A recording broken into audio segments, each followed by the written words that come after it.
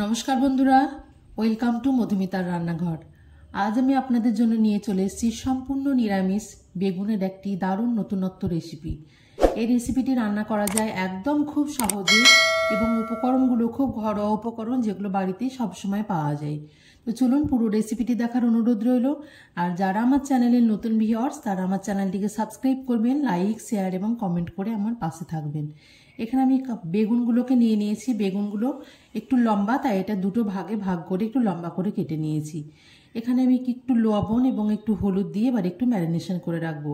তবে এটাকে একদমই 5 মিনিটের বেশি কিন্তু ম্যারিনেশন করা যাবে না, নইলে কিন্তু বেগুনগুলো একদমই সফট হয়ে যাবে, রেসিপিটি কিন্তু একদম ভালো লাগবে না। রান্নাটা আমি পুরো করব সর্ষের তেল দিয়ে। এদিকে তেলটা আমার গরম হয়ে গেছে, বেগুনগুলো এর মধ্যে দিয়ে দেব। তবে আঁচটাকে কিন্তু একদম লো টু মিডিয়ামে রেখে পুরো রেসিপিটি বানিয়ে নিতে হবে। বেগুনগুলোকে তেলে দেওয়ার পর একটু উল্টে পাল্টে ভালোভাবে লাল করে ভেজে নেব। চারিদিকটা যেন সমানভাবে ভাজা হয় সেদিকটা কিন্তু খেয়াল রাখতে হবে। তবে বেগুন ভাজার সময় একদমই কিন্তু ঢাকা দেওয়ার কোনো দরকার নেই, তাহলে কিন্তু বেগুনগুলো খুব নরম হয়ে যাবে। এভাবে আঁচটাকে একদম অল্প রেখে বেগুনগুলোকে একটু লাল করে এভাবে ভেজে নিতে হবে। বেগুনগুলো কিন্তু ভাজা হয়ে গেছে, এবার এগুলোকে তুলে নেব। এইভাবে আমি সব বেগুনগুলোকেই কিন্তু ভেজে নিয়েছি। বেগুনটা সফট হয়ে গেছে, অথচ কিন্তু একদমই নরম হয়ে ভেঙে যায়নি। এইভাবেই কিন্তু এগুলোকে ভেজে তুলতে হবে। পুরো রেসিপিটি কিন্তু তারপর এইভাবে বেঁচে যাওয়া তেলের মধ্যে দিয়ে আমি করে ফেলবো। এখানে আমার একটা মশলা লাগবে, নিয়ে নিয়েছি একটু সাদা সর্ষে এবং কাঁচা লঙ্কা, 2 চামচ মতো পোস্ত। আপনারা চাইলে কিন্তু কালো সর্ষেটাও ব্যবহার করতে পারেন। তেলটা গরম হয়ে গেছে, এবার এখানে দিয়ে দিলাম আমি কালো জিরে আর সামান্য পরিমাণে একটু হলুদ।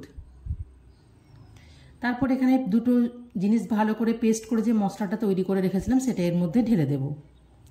আঁচটা কিন্তু একদম লো করে রাখবো এবং মশলাটা একটু জল দিয়ে মিশিয়ে কিন্তু পাতলা করে নিতে হবে।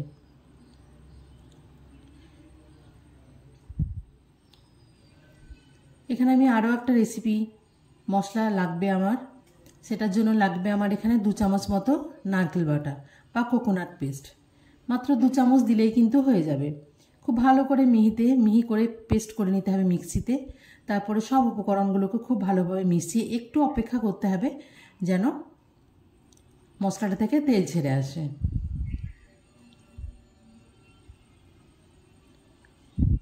এখানে আমার লাগবে কালারের জন্য একটু কাশ্মীরি রেড চিলি পাউডার আর কিছুটা পরিমাণ হলুদ গুঁড়ো।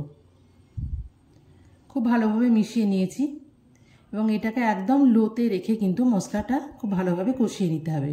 তবে একদম বেশিক্ষণ ধরে কষানো যাবে না, নইলে কিন্তু সরষেটা তেতো হয়ে যাবে।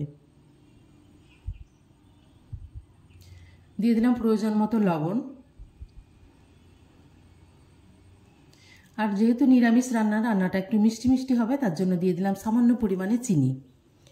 নুন এবং চিনিটা দিয়ে একটু নাড়াচাড়া করতে হবে। প্রায় 1 মিনিট নাড়াচাড়া করলেই কিন্তু মশলা থেকে একদম তেল ছাড়তে শুরু করবে। দেখুন একদম কিন্তু মশলাটা ভাজা হয়ে গেছে, তেল ছাড়তেও শুরু করেছে।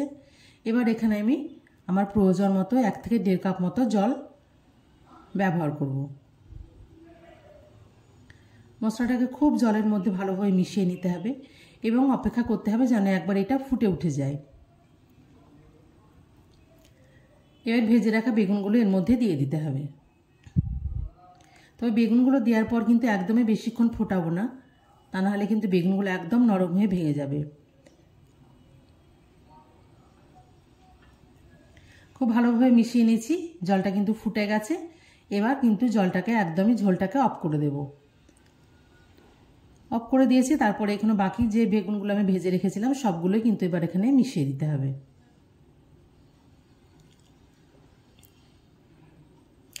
তবে রেসিপিটি একদম ভাজা বা ঢাকা দেওয়ার কোনো দরকার নেই এবং বেশিক্ষণ একদমই ফোটানো যাবে না। এইভাবে ওপর থেকে কিন্তু গ্রেভিটা বানিয়ে ঢেলে দিলেও কিন্তু চলবে। এখানে আমি সব বেগুনগুলো মাখিয়ে নিয়েছি, ভালো করে মিশিয়ে দিয়েছি। তারপরে এটাকে একটা স্ট্যান্ডিং টাইম দিয়ে দিলেই কিন্তু তৈরি হয়ে যায় বেগুনের একটা লাজবাব রেসিপি। অবশ্যই গরম গরম ভাতের সঙ্গে বা রুটির সঙ্গে কিন্তু এই বেগুনের রেসিপিটি দুর্দান্ত লাগবে। বাড়িতে একবার অবশ্যই ট্রাই করবেন। নিরামিষ